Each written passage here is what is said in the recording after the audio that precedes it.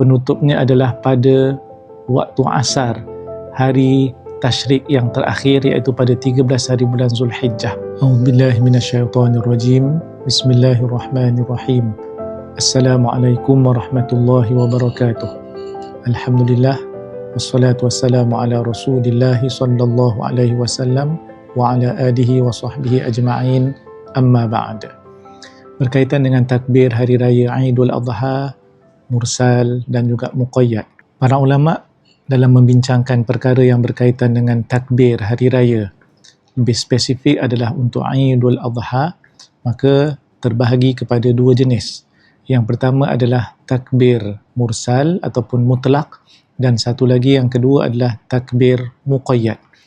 Takbir mursal ataupun mutlak ini adalah dia terbuka, boleh untuk kita bertakbir dengan suara yang kuat pada bila-bila masa saja, dan tempohnya adalah bermula daripada terbenam matahari 9 hari bulan Zulhijjah, bermaksud pada malam hari raya, dan berakhir sebelum daripada imam melaksanakan solat sunat Aidul Adha. Dinyatakan oleh Imam An-Nawawi, yundabut takbiru bi ghurubis syamsi lailatai al-Aid bil manazil wal masajid wal aswaq bi raf'i sauti.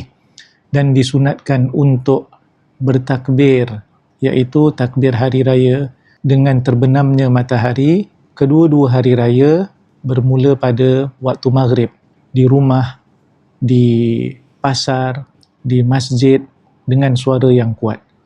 Wal azhar idamatuhu, dan pendapat yang azhar ia berterusan hatta yuhrimal imamu bisolatil Aid, sehinggalah imam bertakbiratul ihram solat sunat Aid.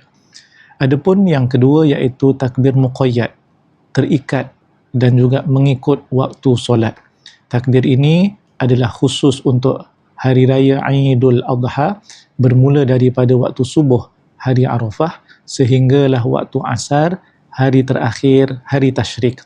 Ini sebagaimana yang disebut oleh Imam Asy-Syirbini, wa min subhi yaumi Arafah, bermula daripada subuh hari Arafah sehinggalah wa yakhtimu bil asri akhiri ayyamit tasyrik, dan penutupnya adalah pada waktu asar hari tasyrik yang terakhir, iaitu pada 13 hari bulan Zulhijjah.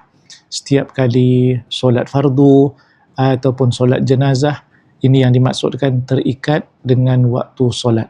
Sekian, Assalamualaikum warahmatullahi wabarakatuh.